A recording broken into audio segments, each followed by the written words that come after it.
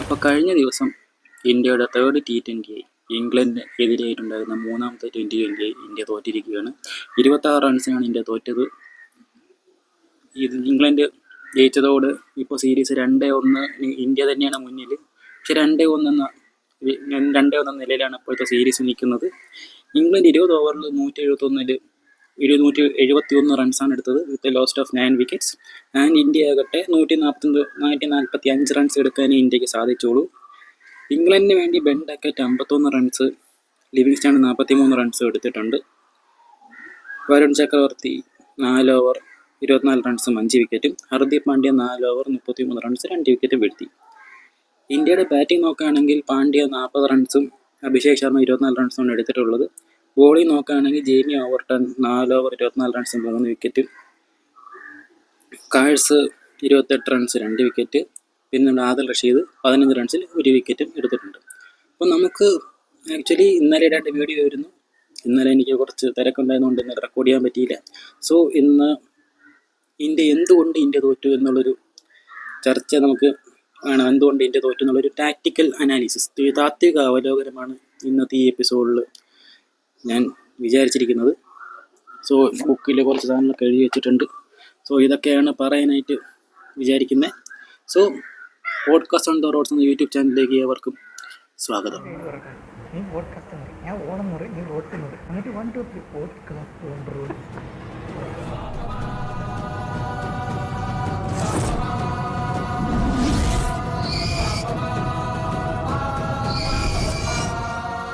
അപ്പോൾ ഇന്ത്യ എന്തുകൊണ്ട് തോറ്റു? അതിനാദ്യം പറയേണ്ടത് പുവർ സ്റ്റാർട്ടാണ്. ഇന്ത്യക്ക് നല്ലൊരു തുടക്കം കിട്ടിയിരുന്നില്ല. തുടക്കത്തിൽ തന്നെ നമ്മുടെ സഞ്ജു സാംസൺ 3 റൺസിന് പുറത്തായി, അഭിഷേക് ശർമ്മ 24 റൺസിന് പുറത്തായി, നമ്മുടെ സൂര്യകുമാർ യാദവ് ക്യാപ്റ്റൻ 14 റൺസിന് പുറത്തായി. ഇവരൊക്കെ ഇംഗ്ലണ്ടിൻ്റെ വെൽ ഡിസിപ്ലിൻഡായിട്ട് ബോളിങ്ങിൽ സ്ട്രഗിൾ ചെയ്തവരാണ് 3 പേരും. സൂര്യകുമാർ യാദവ് പിന്നെയും ഒന്ന് ബൗണ്ടറീസ് കണ്ടെത്താൻ ശ്രമിച്ചുവെങ്കിലും പക്ഷെ അത് എഫക്റ്റീവായിട്ടില്ല. പെട്ടെന്ന് തന്നെ സൂര്യകുമാറിൻ്റെ വിക്കറ്റും പോയി. പവർ പ്ലേയിൽ 51 റൺസാണ് ഇന്ത്യ എടുത്തിട്ടുള്ളത് വിത്ത് ലോസ് ഓഫ് 3 വിക്കറ്റ്സ്. ഇത് ഇന്ത്യ വളരെ അണ്ടർ പ്രഷറിലാക്കിയിരിക്കുകയാണ് ചെയ്തത്. പിന്നെ അതുപോലെ നേരത്തെ പറഞ്ഞ പോലെ തന്നെ ഇന്ത്യക്ക് ലാക്ക് ഓഫ് സോളിഡ് ഫൗണ്ടേഷൻ, ഒരു ഫൗണ്ടേഷൻ കൊടുക്കാനുള്ള ഒരു കളിക്കാരൻ ഇന്ത്യക്ക് ഇല്ല എന്നുള്ളത് ഒരു വലിയ തിരിച്ചടി തന്നെയായിരുന്നു. സോ ഇതൊക്കെയാണ് ആദ്യത്തെ പോയിന്റ് എന്ന് എനിക്ക് പറയാനുള്ളത്. രണ്ടാമത്തെ പറയാനുള്ളത് ലാക്ക് ഓഫ് പാർട്ണർഷിപ്പ്. നമ്മൾ കഴിഞ്ഞ 2 വീഡിയോയിൽ പറഞ്ഞിട്ടുണ്ടായിരുന്നു എത്രത്തോളം ഇമ്പോർട്ടൻ്റ് ആണ് ഒരു പാർട്ണർഷിപ്പ് എന്നുള്ളത്. കഴിഞ്ഞ 3 കളിയിലും ഇന്ത്യക്ക് അത് ഒരിക്കലും പാർട്ണർഷിപ്പ് കിട്ടിയിട്ടില്ല. ഈ കളി നോക്കുകയാണെങ്കിൽ തന്നെ ആകെ ഒരു 30+ പാർട്ണർഷിപ്പ് മാത്രമേ ഇന്ത്യക്ക് ഇപ്രാവശ്യം ബിൽഡ് ചെയ്യാൻ പറ്റുള്ളൂ. അതും പാണ്ഡ്യയും അക്സർ പട്ടേലും തമ്മിലായിരുന്നു ഒരു പാർട്ണർഷിപ്പ് ബിൽഡ് ചെയ്തത്. തുടക്കത്തിൽ 2 പാണ്ഡ്യയും അക്സറും നന്നായി സ്ട്രഗിൾ ചെയ്തെങ്കിലും പാണ്ഡ്യ പിന്നെ പതിയെ താളം കണ്ടെത്തി ശ്രമിച്ചു. പക്ഷേ താളം കണ്ടെത്തി എന്ന് തുടങ്ങിയ സമയത്ത് തന്നെയാണ് പാണ്ഡ്യയുടെ വിക്കറ്റ് വീഴുന്നത്. അതുപോലെ തന്നെ മിഡിൽ ഓവേഴ്സ് എടുത്ത് പറയുകയാണെങ്കിൽ 7 തൊട്ട് 15 വരെയുള്ള ഓവറുകളിലാണ് ഇന്ത്യ ഏറ്റവും വലുതായി സ്ട്രഗിൾ ചെയ്തത്. ഇന്ത്യക്ക് ബൗണ്ടറി കണ്ടെത്താൻ സാധിച്ചില്ല, സ്ട്രൈക്ക് റൊട്ടേറ്റ് ചെയ്യാൻ എഫക്റ്റീവ്ലി സാധിച്ചില്ല. നമ്മളൊരു 7 തൊട്ട് 15 ഓവറിൽ നോക്കുകയാണെങ്കിൽ ഇംഗ്ലണ്ട് 71 റൺസ് എടുത്തപ്പോൾ ഇന്ത്യ 49 റൺസ് മാത്രമേ എടുക്കാൻ സാധിച്ചുള്ളൂ. അവിടെ തന്നെയുണ്ട് 22 റൺസിൻ്റെ ഗ്യാപ്പ്. ഇന്ത്യ തോറ്റത് 26 റൺസിൻ്റെ ഗ്യാപ്പ്. നമുക്കിതിൽ നിന്ന് പറയാം മിഡിൽ ഓർഡറിൻ്റെ ഇന്ത്യയുടെ ഒരു പരാജയം തന്നെയാണ് T20 ഒരു പരാജയമാവാനായിട്ട് എനിക്ക് തോന്നുന്നത്. ഇനി എടുത്ത് പറയേണ്ട 2 പേരുടെ കാര്യമാണ് നമ്മുടെ ഇംഗ്ലണ്ടിൻ്റെ സ്പിൻ ബോളർ ആദിൽ റഷീദ്, അതുപോലെ തന്നെ നമ്മുടെ ജെയ്മി ഓവർട്ടൺ. ഇവർ 2 പേരുടെയും ബോളിംഗ് മികവ് തന്നെയായിരുന്നു മിഡിൽ ഓർഡേഴ്സിൽ ഇന്ത്യക്ക് റൺസ് കൺസീഡ് ചെയ്യാൻ സമ്മതിക്കാത്തത്. പിന്നീട് പറഞ്ഞതുപോലെ തന്നെ ഇംഗ്ലണ്ടിൻ്റെ ബോളിംഗ് അത് വളരെ മികച്ച രീതിയിൽ തന്നെയാണ് ഇംഗ്ലണ്ട് എക്സിക്യൂട്ട് ചെയ്തത്. അവർ കണ്ടീഷൻസിന് പിറകെ പോകാതെ അവരുടെ സ്ട്രെങ്ത് എന്താണോ അതിൽ വിശ്വസിച്ചാണ് അവർ കളിച്ചത്. സോ അതിൽ കഴിഞ്ഞ കളിയിലും ഒരു വലിയൊരു മികവ് കാണിക്കാൻ പറ്റിയെങ്കിലും അവർക്ക് വിജയം കൈവരിക്കാൻ സാധിച്ചില്ല. പക്ഷേ ഈ കളിയിൽ അവർ തന്നെ ഡോമിനേറ്റ് ചെയ്തത് റഷീദ് ഖാൻ, ജെയ്മി ഓവർട്ടൺ. ഇവർ 2 പേരും കൂടി തന്നെയാണ് ഇന്ത്യയുടെ നട്ടൽ അടിച്ചിളക്കിയെന്ന് വേണമെങ്കിൽ തന്നെ നമുക്ക് പറയാം. ഇവർ മാത്രമല്ല ബോളേഴ്സ് നോക്കുകയാണെങ്കിലും എല്ലാ ബോളേഴ്സും വുഡാണെങ്കിലും ശരി, ആർച്ചറാണെങ്കിലും ശരി, ഒരുപാട് റണ്ണ് ലീക്ക് ചെയ്യുകയോ ലൂസ് ബോൾസ് എറിയുകയോ ഒരുപാട് ചെയ്തിട്ടില്ല. കഴിഞ്ഞ 2 കളി നോക്കുകയാണെങ്കിൽ 2 പേർക്കുണ്ട്. ആർച്ചറിനാണെങ്കിലും ശരി, വുഡിനാണെങ്കിലും ശരി നല്ല മാറ്റം വന്നിട്ടുണ്ട്. നല്ല controlled pace, controlled speed, line and length നോക്കി തന്നെയാണ് വുഡും ആർച്ചറും എറിഞ്ഞത്. സോ ആ ഒരു മാറ്റം നമുക്ക് വ്യക്തമായി തന്നെ ഈ T20 നമുക്ക് കാണാൻ കഴിയും. ബോളിംഗ് മിഡിൽ ഓവേഴ്സിൽ പറഞ്ഞ പോലെ തന്നെ ഇവരുടെ നമ്മുടെ റഷീദിൻ്റെയും ജെയ്മി ഓർട്ടൻ്റെ ഓവറുകൾ ഇന്ത്യ ഒരുപാട് സമ്മർദ്ദപ്പെടുത്തി.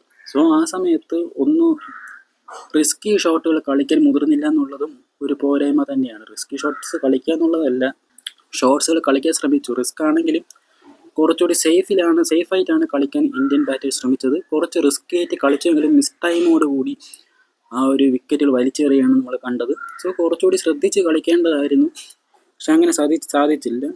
എടുത്ത് പറയേണ്ട സ്പിൻ അറ്റാക്ക് തന്നെയാണ്. നമ്മുടെ എസ്പെഷ്യലി നമ്മുടെ ആദിൽ റഷീദ് പുള്ളിക്കാരനെ അറ്റാക്ക് ചെയ്യാൻ ഇന്ത്യക്കാർ വലിയൊരു മടിയാണ് കാണിച്ചത്. കാരണം വിക്കറ്റ് നഷ്ടപ്പെടരുത് എന്ന രീതിക്ക് കളിച്ചത് കൊണ്ടായിരിക്കും സേഫായിട്ടും സ്ട്രൈക്ക് റൊട്ടേറ്റ് ചെയ്യാൻ പോലും ശ്രമിച്ചില്ല എന്ന് തന്നെ നമുക്ക് പറയാം. 4 ഓവർ 15 റൺസ്.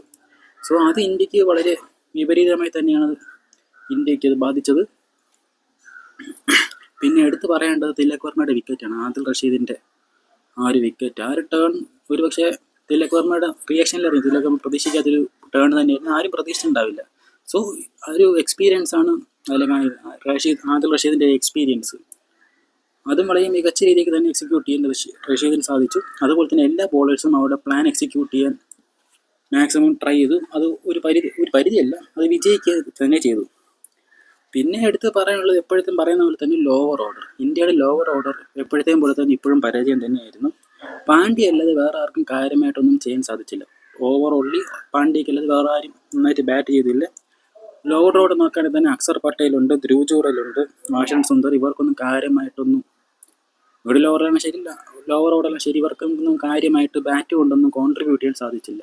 അത് വളരെ വലിയൊരു ചോദ്യചിഹ്നം തന്നെയാണ് ഉള്ളത്. പിന്നെ എന്തിനാണ് ബാറ്റിംഗ് ഡെപ്ത് വേണമെന്ന് പറഞ്ഞ് ഓൾറൗണ്ടേഴ്സിനൊക്കെ വെക്കുന്നു എന്നുള്ളത്. സോ അതൊരു ചോദ്യം തന്നെയാണ്. പിന്നെ ധ്രുവ് ജൂറലിനെ എന്തുകൊണ്ട് 8ാമനാക്കി ഇറങ്ങി, അതും ഒരു ചോദ്യം തന്നെയാണ്. പിന്നെ ഇന്ത്യക്ക് ഏറ്റവും മിക്സ് ചെയ്തത് എൻ്റെ കണക്കൂട്ടൽ ശരിയാണെങ്കിൽ നമ്മുടെ റിങ്കു സിംഗ് ആണ്. ഒരു പവർ ഹിറ്റർ ഇല്ലാത്തത് ഒരു വലിയൊരു ഡ്രോബാക്ക് തന്നെയാണ് ഇന്ത്യക്ക്. സോ അടുത്ത കളിയിൽ ഉണ്ടാവുമെന്ന് തന്നെയാണ് വിശ്വസിക്കുന്നത്. റിപ്പോർട്ട്സ് ഒന്നും വന്നിട്ടില്ല. സോ റിപ്പോർട്ട്സ് എന്താണെന്ന് നോക്കിയിട്ട് ബാക്കി തീരുമാനിക്കാം. സോ ഇതാണ് എനിക്ക് അടുത്ത് പറയാനുള്ളൊരു പോയിന്റ് എന്ന് പറയുന്നത്. ലോവർ ഓർഡറിൽ കുറച്ചൊരു ഡെപ്ത് വേണം, അതുപോലെ ഒരു പവർ ഹിറ്റർ. ഒരുപക്ഷെ നമ്മുടെ റിങ്കു സിംഗിന് പകരം ഒരു പവർ ഹിറ്ററായിട്ട് ഒരാളെ കണ്ടെത്തിയേ പറ്റുള്ളൂ. കാരണം നമുക്കൊരു ബാക്കപ്പ് നോക്കുകയാണെങ്കിൽ രമൺദീപ് സിംഗ് ഉണ്ട്, ശിവൻ ഡൂബെ ഉണ്ട്. രണ്ടൊരു ഫിനിഷേഴ്സ് അല്ല, പക്ഷെ ഒരു അത്യാവശ്യം നന്നായിട്ട് ഹിറ്റ് ചെയ്യാൻ കഴിവുള്ള രണ്ടുപേര് തന്നെയാണ് ഉള്ളത്. സോ നമ്മുടെ ടീം എങ്ങനെയാണെന്നുള്ളത് നമുക്ക് നാളത്തെ രീതിയിലൊക്കെ അറിയാൻ പറ്റും. പിന്നെ എടുത്ത് പറയാനുള്ളത് tactical errors and pressure handling ഇതൊക്കെയല്ലേ. അപ്പോൾ ഇന്ത്യയുടെ ബാറ്റിംഗ് അപ്രോച്ച് നേരത്തെ പറഞ്ഞാൽ തന്നെ സോഫ്റ്റ് ആൻഡ് നോൺ റിസ്കി വഴിയിലൂടെ കളിക്കാനാണ് ശ്രമിച്ചത്. വലിയ അർജൻറ്റൊന്നും ഇല്ല. ഇത് പതുക്കെ കളിച്ചാൽ ജയിക്കാൻ പറ്റുമെന്ന രീതി. തിലക് വർമ്മ ഉണ്ടല്ലോ, നമുക്ക് ജയിക്കാമെന്ന രീതിക്കാണ് ഇന്ത്യ കളിച്ചതെന്ന് എനിക്ക് തോന്നി. പക്ഷേ അത് ഇന്ത്യക്ക് സ്വാഭാവികം ഇങ്ങനത്തെ ഒരു മെൻറ്റാലിറ്റി ഒരിക്കലും ഒരു ടീമിന് സ്യൂട്ടാവുന്നതല്ല. പ്രത്യേകിച്ച് ട്വൻ്റി എന്ന് പറയുമ്പോൾ തന്നെ ശ്രദ്ധിച്ച് അറ്റാക്ക് ചെയ്യുക എന്നുള്ളതാണ് എല്ലാ സ്ട്രാറ്റജിയും ഉണ്ടല്ലോ. ശ്രദ്ധിച്ച് പതുക്കെ കളിച്ച് അവസാനം അറ്റാക്ക് ചെയ്യാൻ നടക്കുന്നത് ഇപ്പോൾ മോഡേൺ T20 ഒരിക്കലും നടക്കാത്ത കാര്യം തന്നെയാണ്. അത് വീണ്ടും ഇന്ത്യ തെളിയിച്ചിരിക്കുകയാണ്. പിന്നെ എടുത്ത് പറയുകയാണെങ്കിൽ തന്നെ വരുൺ ചക്രവർത്തി 5 വിക്കറ്റ് എടുത്തുവെങ്കിലും ആ ഒരു മൊമെൻറ്റം ബിൽഡ് ചെയ്യാൻ വേറെ ബോളേഴ്സിന് ആർക്കും സാധിച്ചില്ല. അതിനെ ക്യാപിറ്റലൈസ് ചെയ്യാനോ ഇംഗ്ലണ്ട് ബോളേഴ്സിനെതിരെ ആഞ്ഞടിക്കാനോ ഒന്നും സംഭവിച്ചില്ല. ആകെ നടന്നത് ഇന്ത്യക്കാരെ ആഞ്ഞടിച്ചു എന്നുള്ളതല്ലാതെ വേറൊന്നും തന്നെ അവിടെ സംഭവിച്ചിട്ടില്ല. പിന്നെ ഫീൽഡിങ് മോശമല്ല, മെച്ചപ്പെട്ട ഫീൽഡിങ് തന്നെയായിരുന്നു. പക്ഷെ ബോളിങ് കൃത്യമായിട്ട് ക്യാപിറ്റലൈസ് ചെയ്യാൻ ഇന്ത്യക്കാർക്ക് സാധിച്ചില്ല എന്നുള്ളത് വലിയൊരു പ്രശ്നം തന്നെയാണ്. സോ ബോളിങ്ങിൽ കുറച്ചുകൂടി കരുതലോടെ എറിഞ്ഞേ പറ്റുള്ളൂ. ബോളിങ്ങിൻ്റെ കാര്യം പറയുകയാണെങ്കിൽ തന്നെ 13 മാസങ്ങൾക്ക് ശേഷം ഷമി വീണ്ടും ബോൾ എറിഞ്ഞിരിക്കുകയാണ്. സോ അതൊരു വലിയൊരു കംബാക്ക് തന്നെയായിരുന്നു. പക്ഷേ ഷമിക്ക് ആ ഒരു മികവ് കിട്ടിയില്ല. ഹർഷദീപിനെ മാറ്റിയിട്ടായിരുന്നു ഷമി ഈ കളിയിൽ വന്നത്. സോ അതും വലിയൊരു ചോദ്യചിഹ്നം തന്നെയായിരുന്നു, എന്തുകൊണ്ട് ഹർഷദീപിനെ മാറ്റിയിട്ട് ഷമിയെ കൊണ്ടുവന്നു എന്നുള്ളത്. സോ എന്താണെന്നുള്ളത് നമുക്ക് നോക്കാം. അപ്പോൾ അടുത്ത T20 വാഷിംഗ്ടൺ സുന്ദറിനെ മാറ്റാനുള്ള സാധ്യതകൾ കാണുന്നുണ്ട്. സോ ഒന്നില്ലെങ്കിൽ ശിവൻ ഡൂബെ ആയിരിക്കും വരുന്നത്. ചിലപ്പോൾ റിങ്കു സിംഗ് തിരിച്ചു വരാനും ജൂറലിനും സ്ഥാനം നഷ്ടപ്പെടും. പിന്നെ ഹർഷദീപ് തിരിച്ചു വരാനുള്ള സാധ്യതയും കാണുന്നുണ്ട്. സോ ടീം എങ്ങനെയായിരിക്കും എന്നുള്ളത് നമുക്ക് നാളെ ടോസിന് മുമ്പേ അറിയാൻ പറ്റുള്ളൂ. അപ്പോൾ നമുക്ക് ഇത്രയേ ഉള്ളൂ പ്രധാനമായിട്ടും പറയാനുള്ളൂ. ഒരുപാട് കാര്യങ്ങളുള്ളതൊക്കെ പ്രധാനമായിട്ടുള്ള കാര്യങ്ങൾ മാത്രം നമുക്ക് സംസാരിച്ച് പോവാം. അടുത്തത് ഇംഗ്ലണ്ടിനെ പറ്റി നോക്കാം. ഇംഗ്ലണ്ട് ജയിക്കാൻ കാരണങ്ങൾ എന്തൊക്കെയാണ്? ഫസ്റ്റത്തെ കാര്യം അഗ്രസീവ് ബാറ്റിംഗ് തന്നെയാണ്. തുടക്കത്തിൽ തന്നെ അവർ അഗ്രഷൻ തുടർന്നു. രണ്ടാമത്തെ ഓവറിൽ വിക്കറ്റ് വീണമെങ്കിലും വന്ന ജോസ് ബട്ട്ലറും ബെൻ ഡക്കറ്റും കൂടി നല്ലൊരു 1.5 വെടിക്കെട്ട് തന്നെയാണ് അവിടെ നടത്തിയിരുന്നത്. സോ തുടക്കത്തിൽ തന്നെ അടി വീണതുകൊണ്ട് ഇന്ത്യൻ ബോളേഴ്സ് കുറച്ച് നല്ല പാനിക്ഡായി, അണ്ടർ പ്രഷറായി. അവർക്കതിന് പുറത്തു വരാൻ സാധിച്ചില്ല. ആകെ ഒരു മാറ്റം വന്ന് നേരത്തെ പറഞ്ഞതുപോലെ തന്നെ വരുൺ ചക്രവർത്തിക്കായിരുന്നു 5 വിക്കറ്റ് വീഴ്ത്തി. പക്ഷെ അതിനുശേഷം വേറെ മറ്റ് ബോളേഴ്സിനും കാര്യമായിട്ടൊന്നും ക്യാപിറ്റലൈസ് ചെയ്യാൻ സാധിച്ചില്ല എന്നുള്ളത് ഇന്ത്യക്ക് വലിയൊരു ഡ്രോബാക്ക് തന്നെയാണ്. അതുപോലെ തന്നെ ഇന്ത്യയെ പോലെ തന്നെ റിസ്ക് ഫ്രീ ഷോട്ട് കളിക്കാനും നോക്കിയില്ല. അവർ കുറച്ചുകൂടി ബുദ്ധിപരമായിട്ട് കളിക്കാനും നോക്കി. ഷോർട്ടർ ബൗണ്ടറിയിലോട്ട് കൂടുതൽ അടിക്കാൻ നോക്കി. കുറച്ച് റിസ്ക് എടുത്തു. ഭയങ്കരമായിട്ട് റിസ്ക് എടുത്തൊന്നുമില്ല. കുറച്ചൊരു റിസ്കി ഷോട്ട്സാണ് അവർ കളിച്ചത്. അതവർക്ക് നല്ല വൃത്തിയായിട്ട് റൺസ് സ്കോർ ചെയ്യാൻ സാധിക്കുകയും ചെയ്തിട്ടുണ്ട്. പിന്നെ എടുത്ത് പറഞ്ഞാൽ മിഡിൽ ഓവറിൻ്റെ ലോവർ ഓർഡറിൻ്റെ ബാറ്റിംഗ് കോൺട്രിബ്യൂഷനാണ്. മിഡിൽ ഓവറിൽ ഒന്ന് നമ്മുടെ ലിവിങ്സ്റ്റൺ 43 റൺസ്. അത് ആ ഒരു സമയത്ത് വളരെ ക്രൂഷ്യലായിട്ടൊരു ഇന്നിങ്സ് തന്നെയായിരുന്നു അത്. വരുൺ ചക്രവർത്തി ക്യാപിറ്റലൈസ് ചെയ്യുന്നുള്ള സമയത്ത് തന്നെയായിരുന്നു ഈ ഒരു പെർഫോമൻസ് നടത്തിയതും. അങ്ങനെ പെർഫോമൻസ് ഇന്ത്യക്ക് നടത്താൻ ആരും ഇല്ല എന്നുള്ളത് തന്നെയാണ് ഇന്ത്യയുടെ ഒരു പരാജയം എന്ന് പറയാനായിട്ട്. എപ്പോഴും തിലക് വർമ്മയെ ആശ്രയിച്ചുകൊണ്ടിരുന്ന കളി നടക്കില്ല. മറ്റുള്ളവരെയും കളിച്ചാൽ മാത്രമേ ഒരു ടീം ജയിക്കുള്ളൂ. കാരണം ഒരു ടീം എഫേർട്ടാണ്, ഇൻഡിവിജ്വൽ ബ്രില്യൻസ് അല്ല. ഞാൻ വീണ്ടും ഒന്നുകൂടി ഓർമ്മിപ്പിക്കുന്നു. പിന്നെ ലോവർ ഓർഡർ, നമുക്ക് ലോവർ ഓർഡറിൽ വലിയൊരു ബാറ്റിംഗ് ഉണ്ടായിരുന്നില്ലെങ്കിൽ കൂടി നമ്മുടെ മാർക്ക് വുഡും ജോഫ്രെ ആർച്ചറും രണ്ടുപേരും 10 റൺസ് വീതം എടുത്ത് 6 റൺസും കൂടി ഇതിൽ ആഡ് ചെയ്തിട്ടുണ്ട്. സോ ആ ഒരു 20 റൺസും ഇംഗ്ലണ്ട് വളരെ വിലപ്പെട്ട റൺസ് തന്നെയായിരുന്നു. സോ അങ്ങനത്തെ കുറച്ച് ക്രൂഷ്യൽ ഇന്നിങ്സ് കളിക്കാൻ ഇന്ത്യൻ ബോളേഴ്സിനും സാധിച്ചേ പറ്റുള്ളൂ. കാരണം 2020 എന്നുള്ളത് എപ്പോഴും എവോൾവ് ചെയ്തുകൊണ്ടിരിക്കുകയാണ്. ഇപ്പോൾ കുറച്ചൊരു ബാറ്റിംഗ് ഓറിയൻറ്റഡ് ആയിക്കൊണ്ട് നിൽക്കുകയാണ്. സോ ഇന്ത്യൻ ബോളേഴ്സും കുറച്ചൊന്ന് ബാറ്റിങ്ങിലോട്ട് കുറച്ചൊന്ന് പ്രാക്ടീസ് ചെയ്തേ മതിയാവും, കുറച്ചുകൂടി ബാറ്റിങ്ങിന് വേണ്ടിയിട്ട്. സോ അത് ഇതുപോലത്തുള്ള ഇന്നിങ്സുകളിൽ വളരെ ക്രൂഷ്യലായിരിക്കും. ഇന്നത്തെ ജോഫ്രെ ആർച്ചർ കളിച്ചതാണെങ്കിൽ മാർക്ക് വുഡിൻ്റെയും ആ ഒരു 20 റൺസ് ഇംഗ്ലണ്ടിനെ വളരെ ഒരു സേഫ് സോണിൽ എത്തിക്കുകയാണ് ചെയ്തിരുന്നത്. പിന്നെ എടുത്ത് പറയാനുള്ളത് ഇംഗ്ലണ്ടിൻ്റെ ബോളിംഗ് ആണ്. അവരുടെ എന്താണോ പ്ലാനിങ് ഉണ്ടായിരുന്നത് ആ പ്ലാനിങ് കൃത്യമായിട്ട് എക്സിക്യൂട്ട് ചെയ്യാൻ അവരെ കൊണ്ട് സാധിച്ചു. പിന്നെ ഇന്ത്യയുടെ ബോളിംഗ്, അവരുടെ പ്ലാനിങ് കൃത്യമായിട്ട് എക്സിക്യൂട്ട് ചെയ്തുകൊണ്ട് തന്നെ ഇന്ത്യക്ക് റണ്ണ് സ്കോർ ചെയ്യാൻ ഭയങ്കരമായിട്ട് ബുദ്ധിമുട്ടി. പിന്നെ ഓവർ ബോളിംഗ് ആണെങ്കിലും ശരി, ആദിൽ റഷീദിൻ്റെ ബോളിംഗ് ആണെങ്കിലും ശരി, 8 ഓവർ അവർ നന്നായിട്ട് ബോൾ ചെയ്തു. ഇന്ത്യയിൽ അണ്ടർ പ്രഷറിലോട്ടാക്കി. ഇന്ത്യ റിസ്കി ഷോട്ട്സ് കളിക്കാൻ പ്രേരിപ്പിച്ചു. അങ്ങനെ വിക്കറ്റുകൾ അനാവശ്യമായി വലിച്ചെറിയുന്നൊരവസ്ഥയാണ് നമ്മൾ കഴിഞ്ഞ ദിവസം കണ്ടത്. പിന്നെ അവർ നോക്കുകയാണെങ്കിൽ ഫീൽഡിങ് വളരെ മികച്ച 2 കളി വെച്ച് നോക്കുകയാണെങ്കിൽ വളരെ മികച്ച ഫീൽഡിങ് തന്നെയാണ് ഇംഗ്ലണ്ടിൻ്റെ കഴിഞ്ഞ 2020 ഫീൽഡിംഗ് എന്ന് പറയുന്നത്. വളരെ കൃത്യമായിട്ട് എക്സിക്യൂട്ട് ചെയ്ത ബോളേഴ്സും കൃത്യമായിട്ട് വെൽ പ്ലാൻഡ് ആയിട്ട് ഇരുന്ന ഫീൽഡിങ്ങും, അത് രണ്ടും തന്നെയാണ് ഇംഗ്ലണ്ടിനെ വിജയം കൈവരിപ്പിച്ചെന്നുള്ളത് നമുക്ക് നിസ്സംശയം പറയാൻ പറ്റും. അടുത്ത മിഡിൽ ഓർഡേഴ്സിലെ കൺട്രോളിങ്.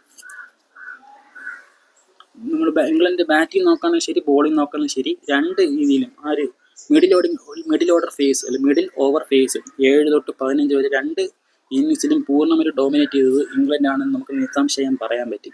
ബാറ്റിങ്ങിലാണെങ്കിലും ശരി, ബോളിങ്ങിലാണെങ്കിലും ശരി. ബാറ്റിങ്ങിൽ നേരത്തെ പറഞ്ഞൊരു 71 റൺസാണ് അവർ അടിച്ചു കൂട്ടിയത്. ഇന്ത്യ 49 റൺസിന് റെസ്ട്രിക്റ്റ് ചെയ്തു. ആ ഒരു 22 റൺസ് തന്നെയാണ് നേരത്തെ പറഞ്ഞ വിജയത്തിന് വേണ്ടി ആ ഒരു മിഡിൽ ഓവേഴ്സ് വളരെ ക്രൂഷ്യൽ തന്നെയായിരുന്നു. പിന്നെ എടുത്ത് പറയേണ്ടിയിരുന്നത് പ്രഷർ ഹാൻഡ്ലിംഗ് ആയിരുന്നു. വളരെ മികച്ച രീതിയിൽ തന്നെയാണ് പ്രഷർ ഹാൻഡിൽ ചെയ്തത്. നേരത്തെ പറഞ്ഞ ഹർദീപ് പാണ്ഡ്യയുടെ സമയത്താണെങ്കിൽ കൂടി, ഹർദീപ് പാണ്ഡ്യ ഹിറ്റ് ചെയ്യാൻ തുടങ്ങിയ സമയത്ത്, കുറച്ച് അഗ്രസീവായിട്ട് കളിക്കാൻ തുടങ്ങിയ സമയത്ത് പോലും ഇംഗ്ലണ്ട് പതറാതെ തന്നെ കൃത്യമായിട്ട് അവരുടെ ഡിസിപ്ലിൻ പോലെ തന്നെ, ഒരു പ്ലാൻ പോലെ തന്നെ വെൽ ഡിസിപ്ലിൻഡ് ആയിട്ട് ബോൾ എറിഞ്ഞു. അതുകൊണ്ട് തന്നെ പെട്ടെന്ന് തന്നെ ഹർദീപ് പാണ്ഡ്യയുടെ വിക്കറ്റും പോയി. അവർക്ക് T20 ജയിക്കാൻ സാധിച്ചു. സോ ഒരു ഡിസിപ്ലിൻ, അവരുടെ ബോളിംഗ് ഡിസിപ്ലിൻ ആണെങ്കിലും ശരി, ഫീൽഡിങ്ങിലെ പ്ലേസ്മെൻ്റ് ആണെങ്കിലും നല്ല രീതിക്ക് തന്നെ അവരെ ഹെൽപ്പ് ചെയ്യുകയും ചെയ്തു. അതുകൊണ്ട് തന്നെ അവർക്കുണ്ടായിരുന്ന കോൺഫിഡൻസ്, അവർക്ക് സ്വയം ഉണ്ടായിരുന്ന കോൺഫിഡൻസ് തന്നെയാണ് അവരെ ഈ കളി ജയിക്കാൻ സാധിപ്പിച്ചത്. ഒരിക്കലും ഒരു സമയത്ത് പോലും അവർ പ്രഷറിലായിരുന്നു എന്ന് എനിക്ക് തോന്നിയിട്ടില്ല. ബാറ്റിംഗ് ആണെങ്കിലും ശരി, ബോളിങ്ങിലായിരുന്നെപ്പോഴും ശരി, അവരൊരിക്കലും അണ്ടർ പ്രഷറിലായിരുന്നതേ ഇല്ല. അവരെപ്പോഴും ഇന്ത്യയെ പ്രഷറിലാക്കുകയാണ് ചെയ്തത്. അത് വളരെ മികച്ച രീതിയിൽ തന്നെ അവർ ചെയ്യുകയും ചെയ്തു. പിന്നെ എടുത്ത് പറയാനുള്ളത് ഒരു ഇമ്പോർട്ടൻ്റ് പോയിൻ്റാണ്. ഇന്ത്യ ശ്രമിച്ചത് കണ്ടീഷൻ അനുസരിച്ച് കളിക്കാൻ വേണ്ടിയിട്ടാണ്. ഇംഗ്ലണ്ട് അവരുടെ സ്ട്രെങ്ത് എന്താണോ അതിനെ വെച്ച് കളിക്കാനാണ് വിചാരിച്ചത്. കഴിഞ്ഞ കളിയിൽ ഇന്ത്യ പരാജയപ്പെട്ടിരുന്നു കണ്ടീഷൻ അനുസരിച്ച് കളിക്കാൻ വേണ്ടിയിട്ട്. പക്ഷേ അവിടെ ഒരു പരിധി വരെ ഇംഗ്ലണ്ട് ജയിച്ചെങ്കിലും തിലക് വർമ്മയുടെ ആ ഒരു മാസ്മരിക ഇന്നിങ്സ് ഇന്ത്യ വിജയം കൈവരിക്കുകയും ചെയ്തത്.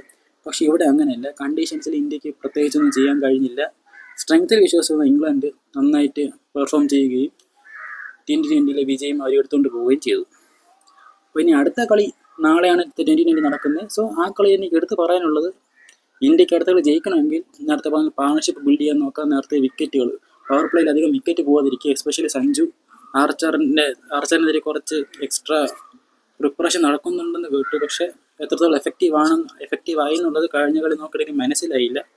സോ പവർ പ്ലേ തന്നെ നല്ലൊരു പാർട്ണർഷിപ്പ് ബിൽഡ് ചെയ്യാൻ നോക്കുക. അക്യുറസി ഹിറ്റ് ചെയ്യുക, പെട്ടെന്ന് റൺസ് സ്കോർ ചെയ്യാൻ നോക്കുക. റൺസ് സ്കോർ ചെയ്യാൻ പറ്റിയില്ലെങ്കിൽ സ്ട്രൈക്ക് റൊട്ടേറ്റ് ചെയ്യാൻ ശ്രമിക്കുക. പ്രഷറിൽ അധികം കളിക്കാതിരിക്കുക. കുറച്ച് റിസ്കി ഷോട്ട്സ് കളിക്കാൻ നോക്കുക. ഇതൊക്കെ തന്നെയേ ഉള്ളൂ.